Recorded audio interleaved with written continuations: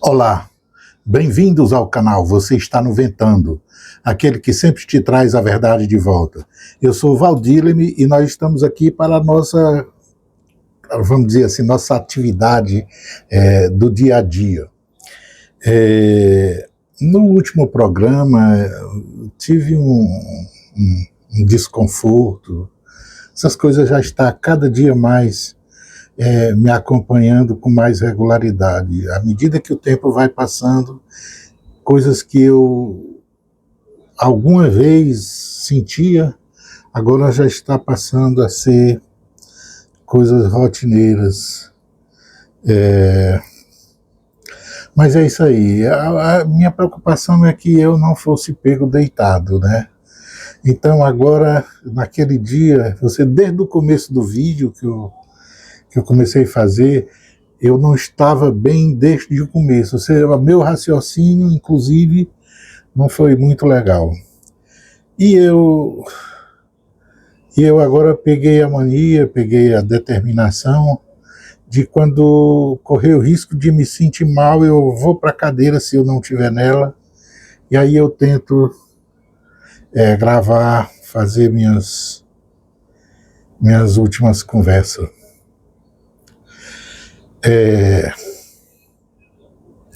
Bom, se você estiver vindo aqui pela primeira vez, eu vou sugerir que você faça a sua inscrição,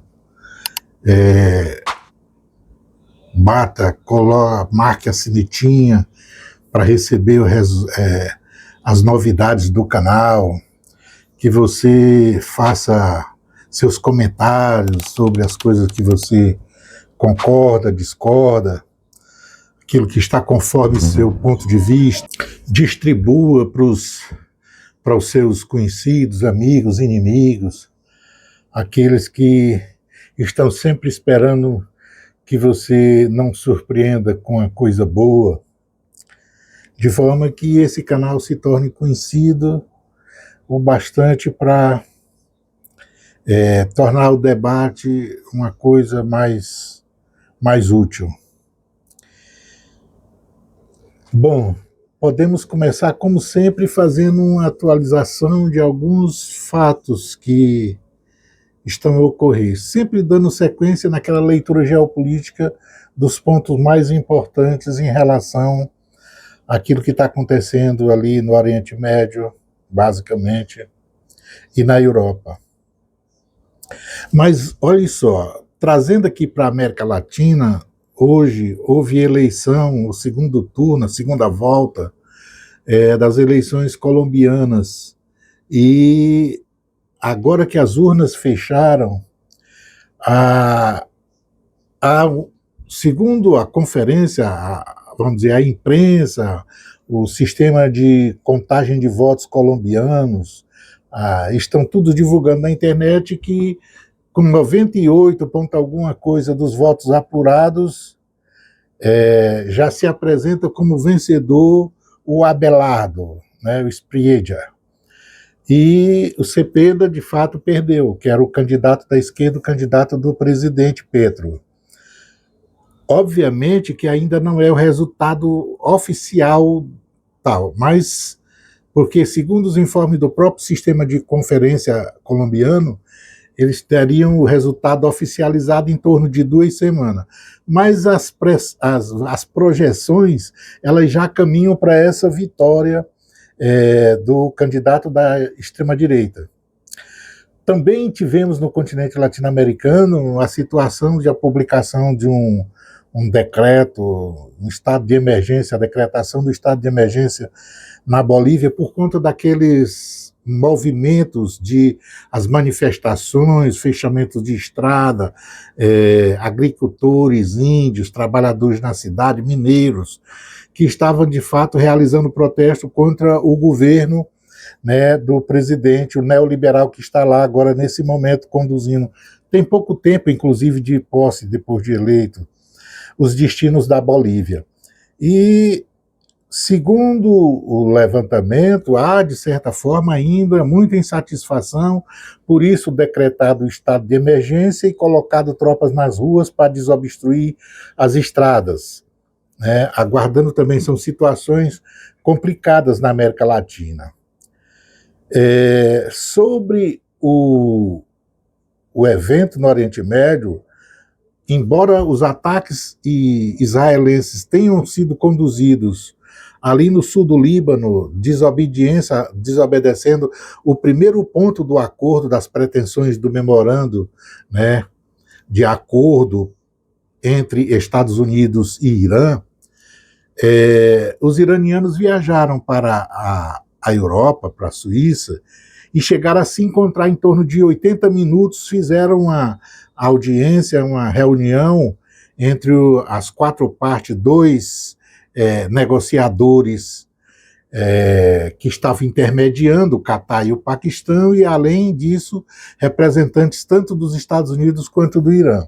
Mas aí o presidente Trump, o Gorbachev, resolveu se manifestar na internet fazendo ameaça. No meio em que estavam as conversações, já sendo ameaçada pelos ataques do Bibi Doidão no sul do Líbano, vai o Gorbachev para a internet, para a rede social dele e produz lá um monte de ameaça para o Irã. Simplesmente com 80 minutos de negociação, o Irã abandonou a mesa de negociação e mandou ele ir lá resolver os problemas disso. Que a guarda está esperando lá para ele ir lá violentar de novo o Estreito de Hormuz. De forma que parou, por enquanto, por conta dessas ameaças, o processo da negociação. Essa parada é uma forma de pressionar o Gorbachev por conta da situação que está prevista, que está se avizinhando, chamada realidade econômica política, que o Império está vendo se avizinhar por conta desse estreito parado, né? São as ameaças que o Irã fez e agora tomou de conta, e que eu falei que aquilo é uma bomba atômica na mão dele e que ele domina agora. Ele conduz na velocidade e na temperatura que quiser o processo de negociação com o Ocidente, porque o Império está nu, ali, descalço, sentado na mesa, esperando a troika, né? É como eu disse, ali, independente de qualquer coisa, se ele não tivesse esse memorando para negociar, não muda nada a situação de rendição. A situação é essa, que o Irã está lá no Estreito de Hormuz. Ou seja, a realidade geopolítica da derrota, ela já se implantou, ela já existe como fato, né? O problema é que o Império agora está tentando criar um batismo, ou seja, dar um nome para uma coisa que não seria real, para construir elementos, para construir factóides na imprensa, a ponto de não prejudicá-lo mais no processo eleitoral, com vamos dizer assim, com um reconhecimento puro e simples de uma derrota, uma rendição sem nenhum tipo de retorno. Uma guerra que foi produzida só para levar, vamos dizer, a tragicomédia ao Império Ocidental. Esses são os fatos que a gente conseguiu trazer para cá, porque eu, inclusive, gostaria, por conta dos problemas todos, de fazer uma coisa até curta, né? Não ser muito alongado nesse nosso bate-papo. Mas aí eu trouxe hoje para a gente resolver, para a gente... um minutinho só, tomar um pouquinho da água aqui, porque a garganta está...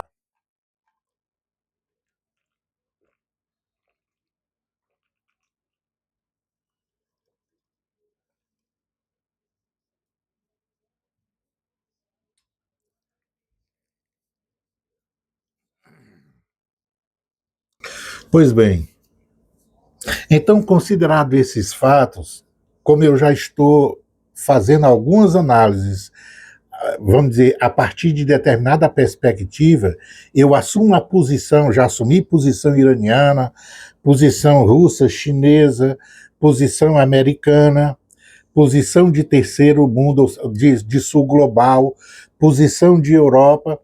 Eu resolvi parar um pouquinho para me colocar na posição, vamos dizer assim, a posição sionista no conflito.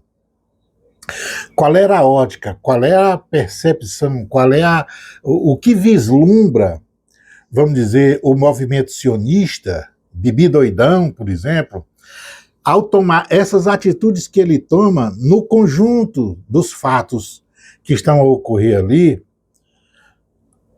essa atitude que uma coisa a gente já viu, né?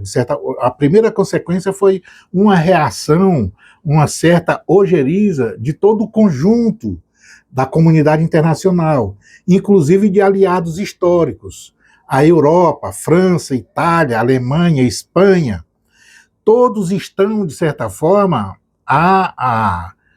isso já um bom tempo já, salvo raras exceções, mas a partir das violências do genocídio que foram produzidos em Gaza, ali já começou a despertar, vamos dizer, uma certa ojeriza internacional, a ponto de, num determinado momento recente, o único ponto de apoio, de fato, ser exatamente o Gorbachev.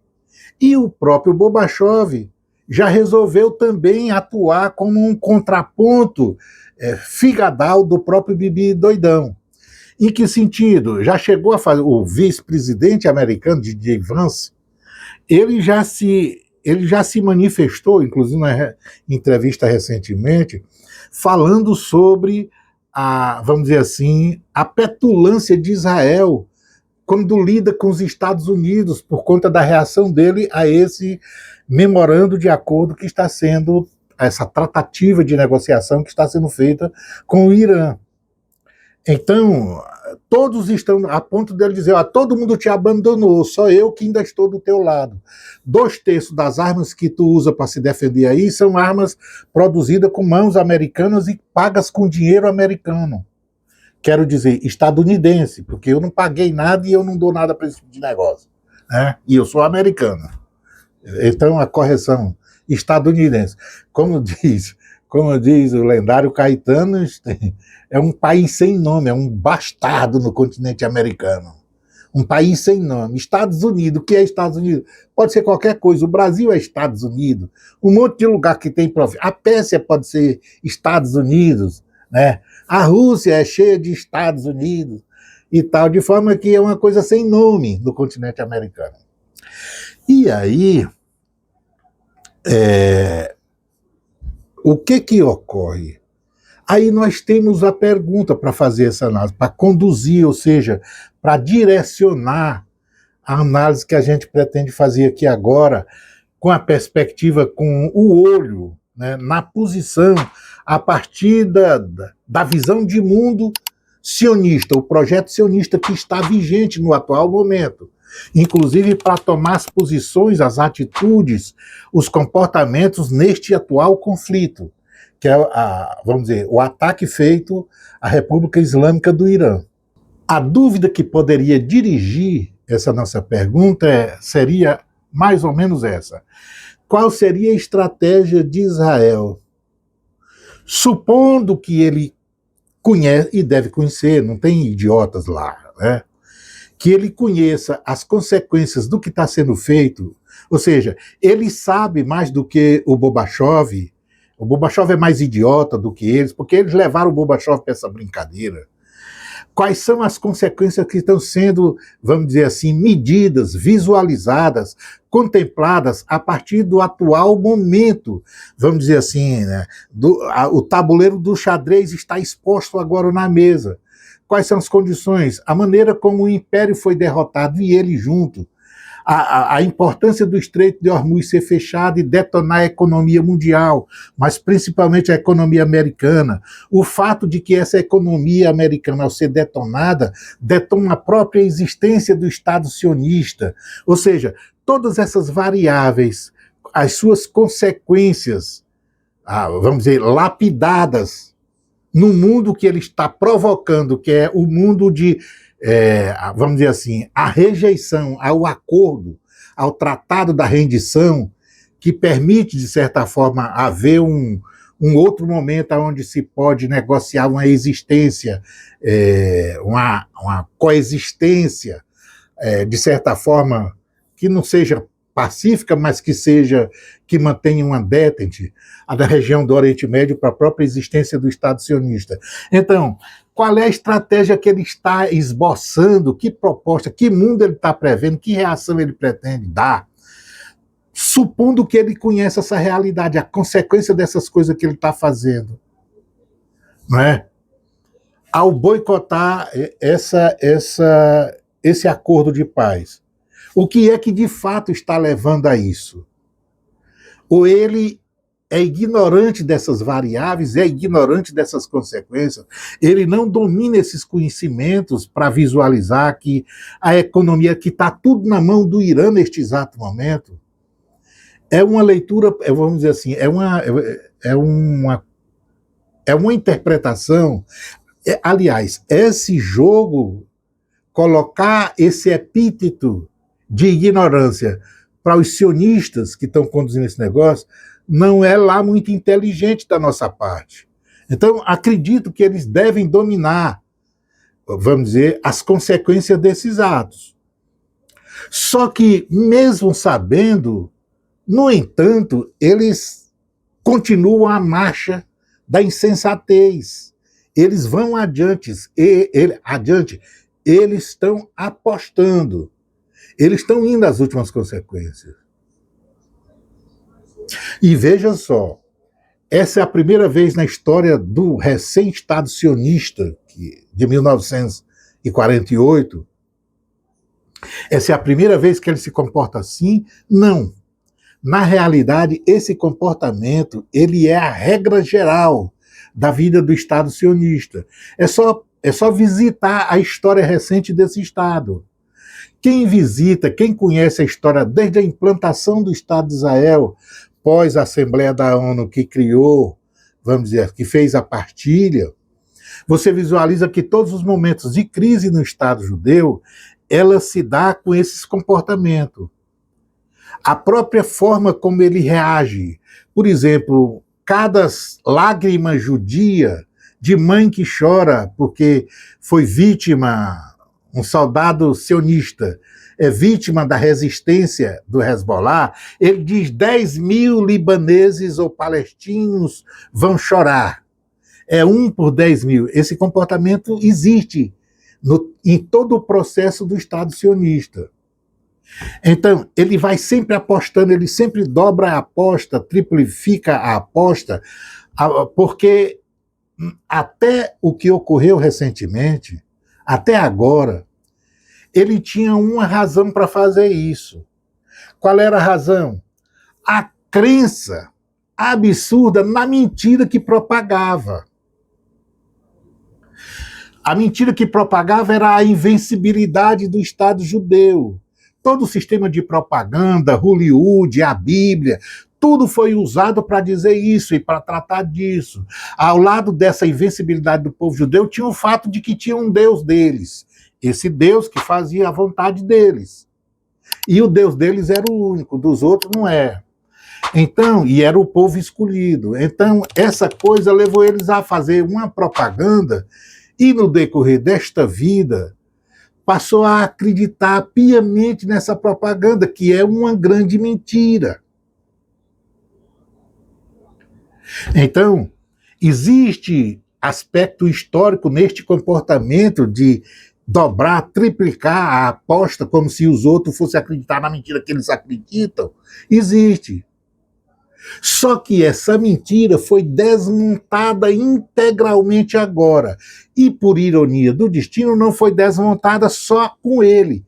Foi desmontada com toda a estrutura do poder imperial, que é o patrão dele, que dá sustentação a ele. Ou seja, diferentemente das outras guerras árabe-israelenses, que quando ele estava rendido, ele gritava por mamãe, papai, parecia soldados da FEB do Brasil, na Europa, em 1944, 45, como conta o livro do Vernon Waters. Ele grita, e para quem ele gritou papai e mamãe, estava junto levando chibatada no lombo ali no Irã. Então, por ironia do destino, a chibata não foi só nele. Ou seja, isso era para desestruturar todo esse discurso da propaganda. Era para ele vislumbrar a grande mentira que ele passou a vida acreditando. No entanto, não acreditou. Não mudou o comportamento. Continua se comportando como se fosse invencível, como ele pensava nas propagandas, como Hollywood sempre dizia nos filmes. Percebeu? Então, olhe só. Então vamos aí. O que é que ele pensaria que restaria? O que é que lhe resta? Vamos boicotar esse acordo e etc. Quem fornece as armas resolveu peitar quem fornece as armas. Não, se ele não quiser, eu me viro e tal. O que é que ele imagina? Que quando esses escombros ficarem, para quem ele está pensando que vai pedir socorro? Seria para a Europa? Seria para o Brasil, que tem um grande aliado. O Brasil faz umas palestras, e as palestras do Brasil não resolvem o problema dele. Né? Ah, não, eu tenho um senador lá no parlamento brasileiro, é o líder do governo, ele consegue fazer algumas coisas. Ele chega, inclusive, a botar Lula no bolso, porque pegam ele no master, mas o Lula diz não pode fazer assim, ele diz, você é quem sabe se me atira no lixo e tal. É para essas pessoas que ele imagina que há recurso? Para onde é que ele pensa correr? Essa é a pergunta. Aí, olhem, imagine só. E aí me veio o seguinte pensamento sobre uma estratégia.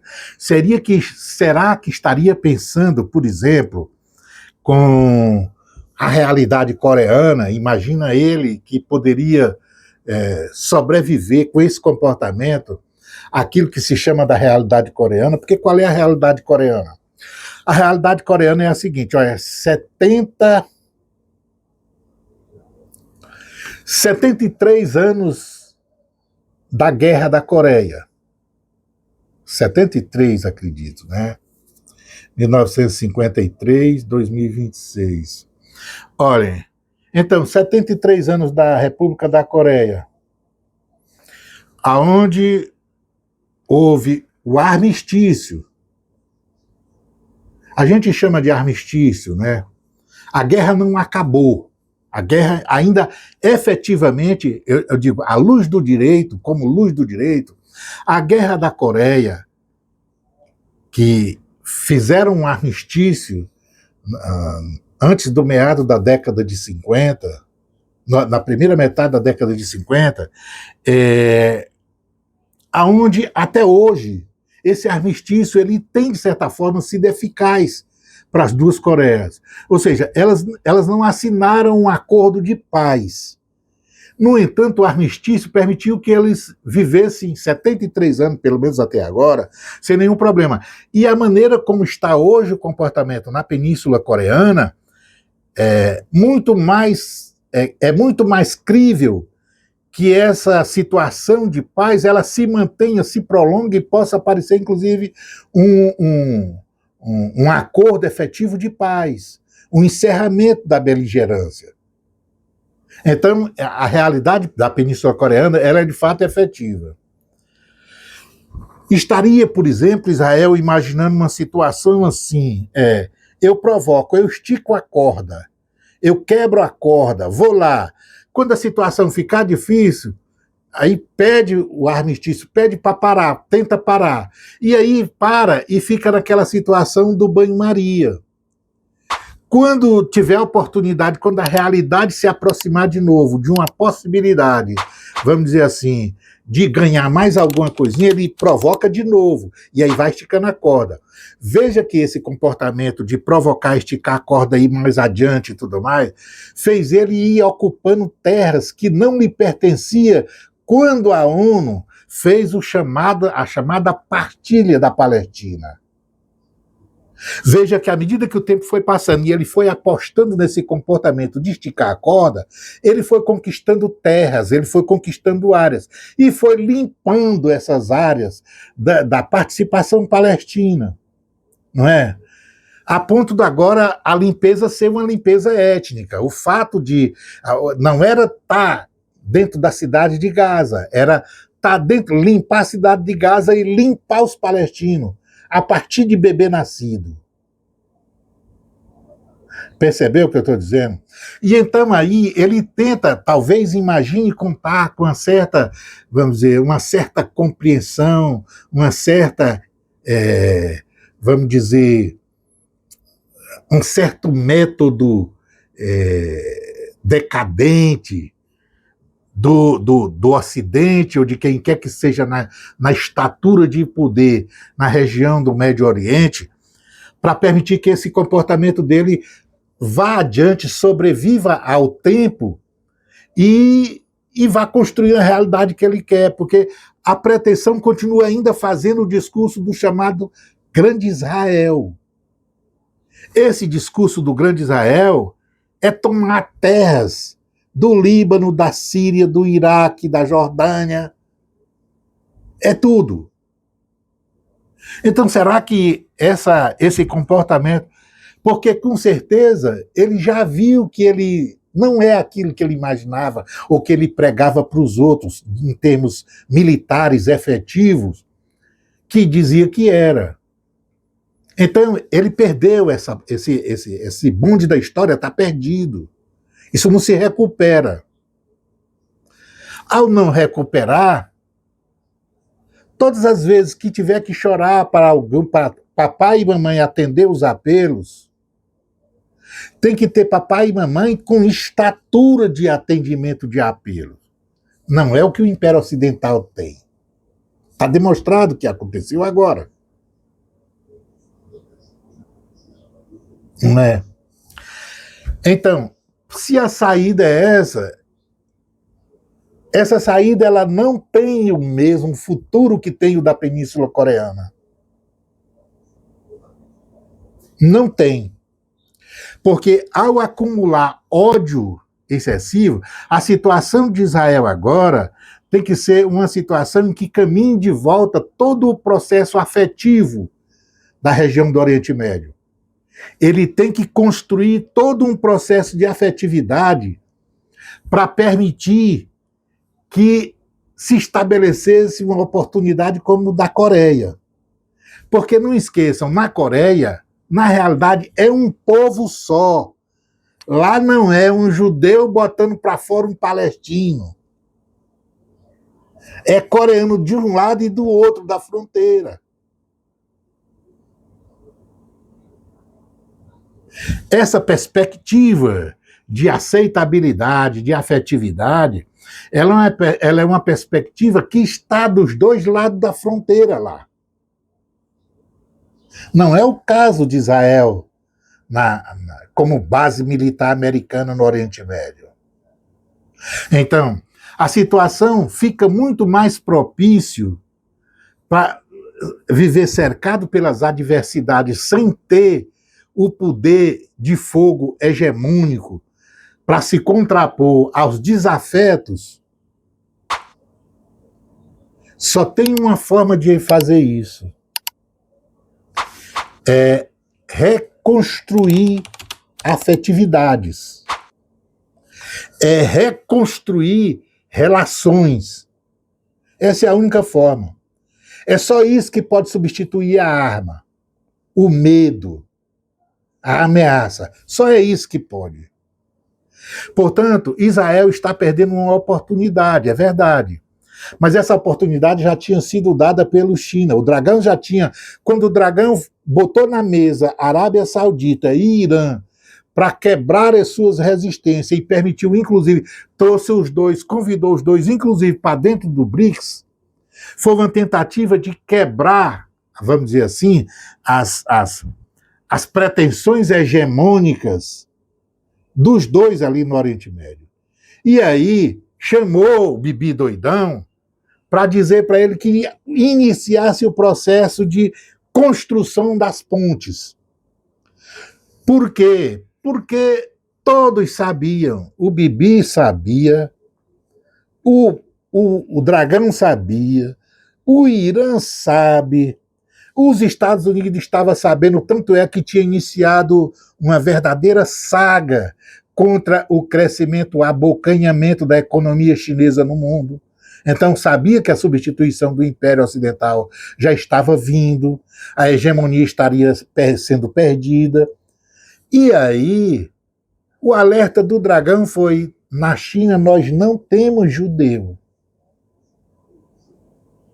Então, aqui não se resolve por outras formas de afetividade, além da afetividade normal pela espécie humana.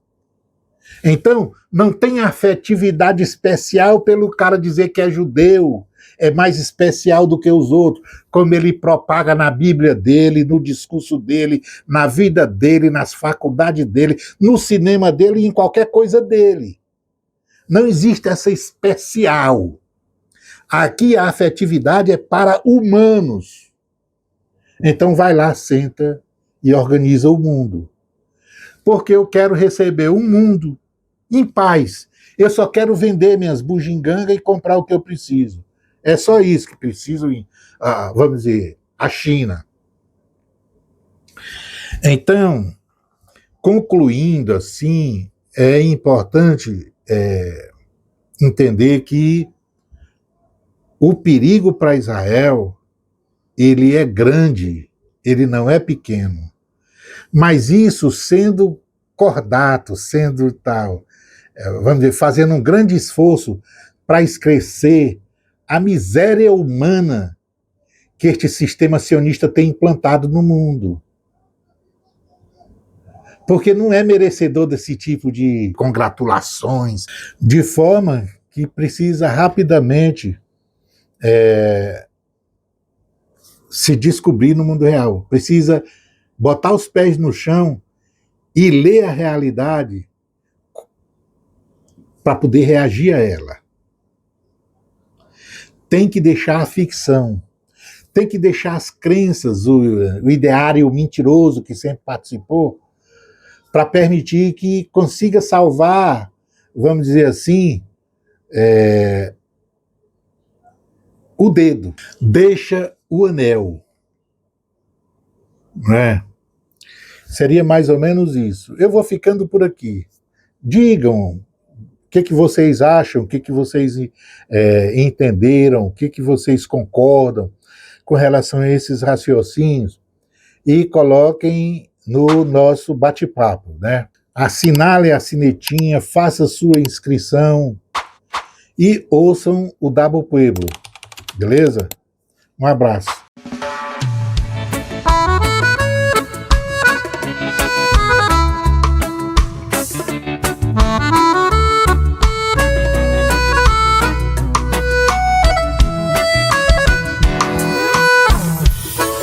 Duas pedras de ametista, sem esforço conquista o falcão livre a voar. Na tarde em que o proletário soube sentar de não orar para o viver, o amar. Ansiei pela cicatriz, sem alarde me refiz. Estou feliz por você estar feliz.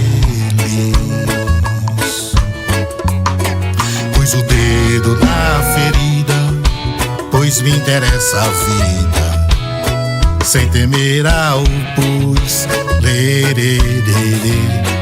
Pus o dedo na ferida, pois me interessa a vida, sem temer ao pus.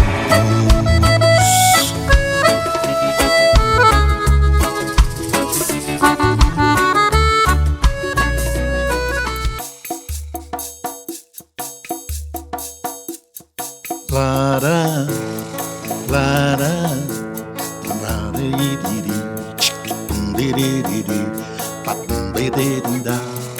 lara,